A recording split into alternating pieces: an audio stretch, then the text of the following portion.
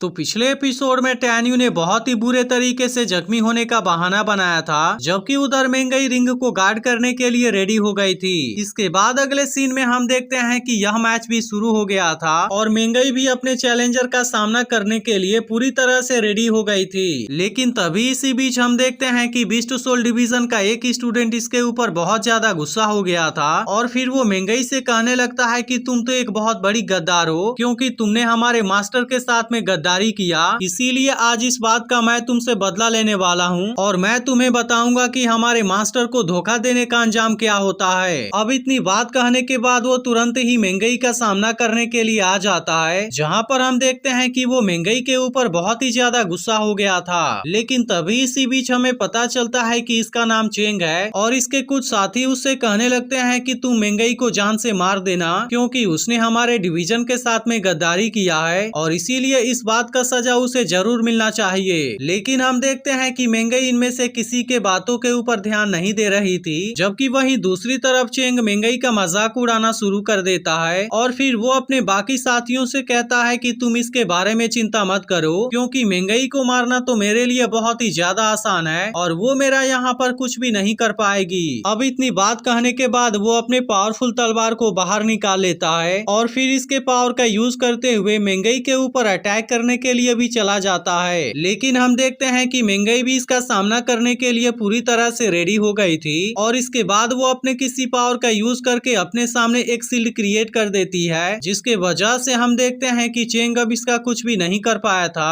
और इसीलिए वो अब मेंगई के ऊपर और भी ज्यादा गुस्सा हो गया था। लेकिन अपने बहुत कोशिश करने के बाद भी वो मेंगई का कुछ भी नहीं कर पाता और अब मेंगई के इस पावर को देख पील डिवीजन के बाकी स्टूडेंट काफी ज्यादा हैरान हो गए थे। तभी इसी बीच हम देखते हैं कि टैन्यू भी इन सभी बातों को बड़े ध्यान से देख रहा था, लेकिन उसे पता होता है कि इनमें से कोई भी स्टूडेंट मेंगई का कुछ भी नहीं कर पाएगा और इसीलिए वो इस बात के बारे में बिल्कुल भी चिंतित नहीं होता है। वहीं दूसरी तरफ हम देखते हैं कि चेंग अब मेंगई के ऊपर बहुत ही ज्यादा गुस्सा हो गया था और इसके बाद वो इसके डिफेंस को तोड़ने के लिए लगातार इसके ऊपर अटैक करना शुरू कर देता है। लेकिन हम देखते हैं कि वो अपने काफी कोशिश के बाद भी इसका कुछ नहीं कर पाता और इसीलिए अब इस बात से यहाँ के बाकी स्टूडेंट भी बहुत ज्यादा हैरान हो गए थे, क्योंकि इनमें से किसी ने भी नहीं सोचा था कि मेंगई इतना ज्यादा पावरफुल हो सकती है। वहीं दूसरी तरफ हम देखते हैं कि मेंगई भी अब अपने तलवार का यूज करके इसके ऊपर अटैक करना शुरू कर देती है, लेकिन चेंग इसके ताकत के सामने कुछ भी नहीं कर पाता। लेकिन इसके बाद अभी भी वो मेंगई के सामने अपनी हार मानने के लिए रेडी नहीं होता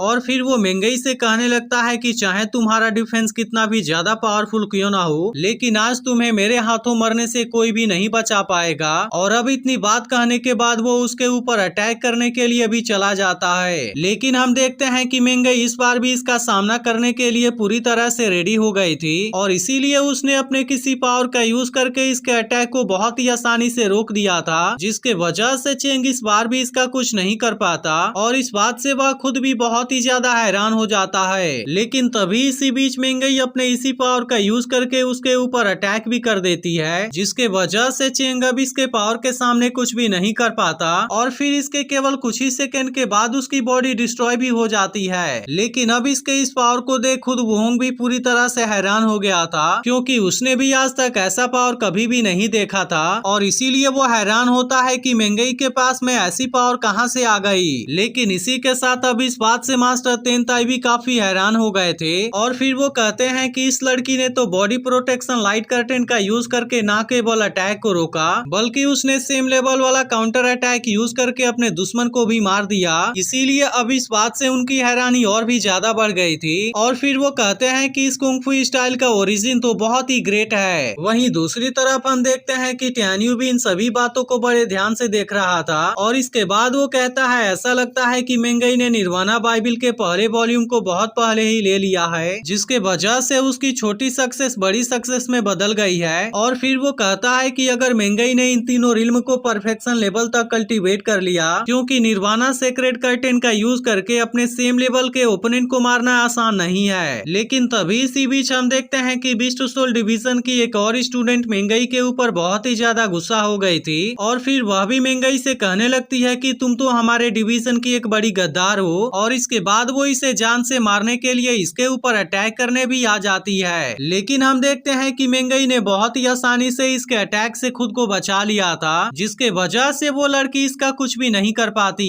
लेकिन तभी अचानक से मेंगई बहुत ही स्पीड से इसके चारों तरफ घूमना शुरू कर देती है। इसीलिए अब इस बात से वह लड़की बहुत ही ज्यादा परेशान हो गई थी, क्योंकि मेंगई के इतने ज्यादा स्पीड के होने के वजह से वो उसे देख भी नहीं पा रही थी और इसीलिए वो उसके ऊपर अब अटैक भी नहीं कर सकती थी। लेकिन तभी उसके कुछ कर पाने के पहले ही मेंगई अपने तलवार से उसके ऊपर अटैक कर देती है और इस तरह से उसने इसका गला काट कर बहुत ही आसानी से मार दिया था। अब इसके इस टैलेंट को देख बाकी लोग पूरी तरह से हैरान हो गए थे और इसके अलावा अब तो इसमें से बहुत सारे लोग मेंगई से डरने भी लगे थे। इसके बाद इसमें से कुछ लोग कहने लगते हैं कि ब्रदर चेंग जो कि ताकत के मामले में 320वें रैंक पर था और वहीं सीनियर सिस्टर यांग जो कि 150वें रैंक पर थी, मेंगई ने तो उन दोनों को बहुत ही आसानी से मार दिया और इसीलिए अब इस बात से वे मेंगई से काफी डरने लगे थे। लेकिन तभी इसी बीच इसमें से एक लड़का मेंगई के बारे में बहुत भला बुरा कहने लगता है और फिर वो कहता है कि उसने तो न केवल हमारे मास्टर को धोखा दिया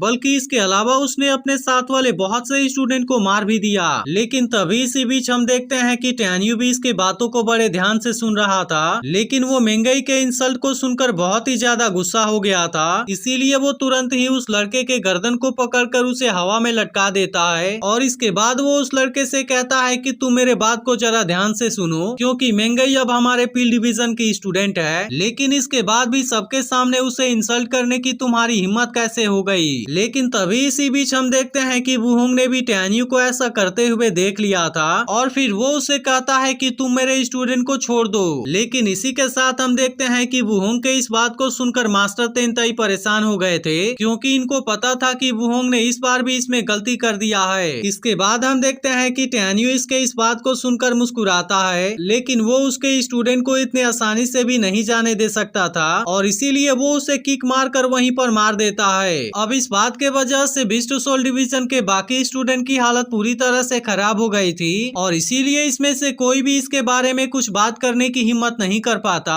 जिसके बाद टैन्यू फिर से जख्मी होने का नाटक करते हुए अपने जगह पर वापस आ जाता है। वहीं दूसरी तरफ इस बात से वुहोंग का मुंह खुला का खुला रह गया था, लेकिन इसके बाद वो फिर से टैन्यू के बारे में कंप्लेन करने के लिए मास्टर तेनताई के पास में आ जाता है और वो उनसे कहता है कि टैन्यू ने ग्रेट कंपटीशन को डिस्टर्ब करने का कोशिश किया है, जिसके लिए इस बात की सजा उससे जरूर मिलनी चाहिए। अब इसके इस बात को सुनकर मास्टर तेनताई इसके पास में आते हैं, लेकिन इसके बाद वो इसे एक जोरदार थप्पड़ लगाते हैं। अब इस बात के वजह से वुहोंग पूरी तरह से कंफ्यूज हो गया था और उसे समझ में नहीं आ रहा था कि आखिर उसने इस बार ऐसा कौन सा गलती कर दिया। तब इस पर मास्टर तेनताई उससे कहते हैं, मुझे लगता है कि तुम सच में अब बूढ़े हो चुके हो, क्योंकि तुम्हें तो क्लैन के सबसे बेसिक रूल के बारे में भी पता नहीं है। जिस बात को सुनकर अब वुहोंग की हालत पूरी तरह से खराब हो गई थी। लेकिन इसके बाद मास्टर तेनताई यहाँ पर किसी दूसरे एल्डर को बुला लेते हैं और फिर वो उससे कहते हैं कि तुम सबसे ज्यादा समय से बीस्ट सोल डिवीजन के एल्डर बने हुए हो, इसीलिए अब से मैं तुम्हें बीस्ट सोल डिवीजन का नया चीफ बना रहा हूँ और फिर जैसे ही यह 9 डिवीजन ग्रेट कंपटीशन खत्म हो जाएगा, जिसके बाद इसके बारे में तुम्हारे सीक्रेट सेक्टर के बीस्ट सोल डिवीजन के चीफ को बताने के लिए किसी को भेज दूंगा, जिसके बाद से तुम बीस्ट सोल डिवीजन के नए चीफ बन जाओगे।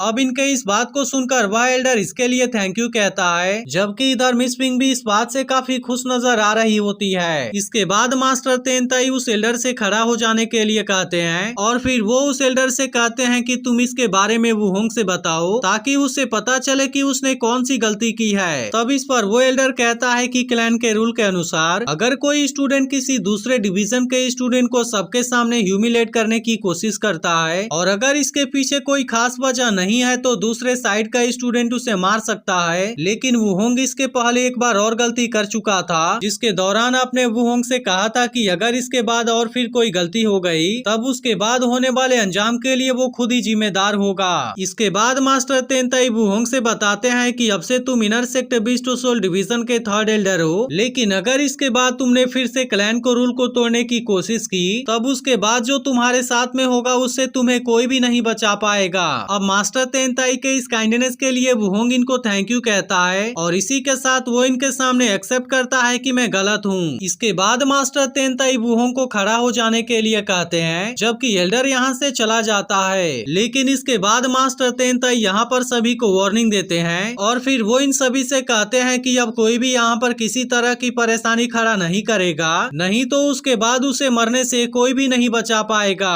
अब इनके इस बात को सुनकर सभी लोग पूरी तरह से शांत हो गए थे और इनमें से कोई भी इसके बारे में कुछ बोलने की हिम्मत नहीं कर पाता। अब यह देख मास्टर तेनताई इस गेम को आगे बढ़ाने के लिए कहते हैं, लेकिन हम देखते हैं कि इसमें से बहुत सारे स्टूडेंट महंगाई के पावर से बहुत ज्यादा डर गए थे और इसीलिए अब इसमें से कोई भी महंगाई के साथ में फाइट करने के लिए नहीं जा रहा था। लेकिन इसके बाद भी अब इसमें से एक स्टूडेंट महंगाई का सामना करने के लिए रेडी हो गया था और इसके तुरंत बाद ही वो महंगाई के सामने भी आ जाता है। इसी के साथ हम देखते हैं कि वो स्टूडेंट महंगाई के ऊपर बहुत ज्यादा गुस्सा होता है और इसके अलावा वो यहाँ पर मारे गए अपने सभी साथियों का बदला भी लेना चाहता था, जिसके बाद एपिसोड यहीं पर एंड हो जाता है। लेकिन अगर आपने इसके पिछले एपिसोड को मिस कर दिया हो तो लेफ्ट वाली वीडियो जरूर देख लेना और अगर आप इसके अगले एपिसोड के लिए एक्साइटेड हैं तो कमेंट करके जरूर बताना।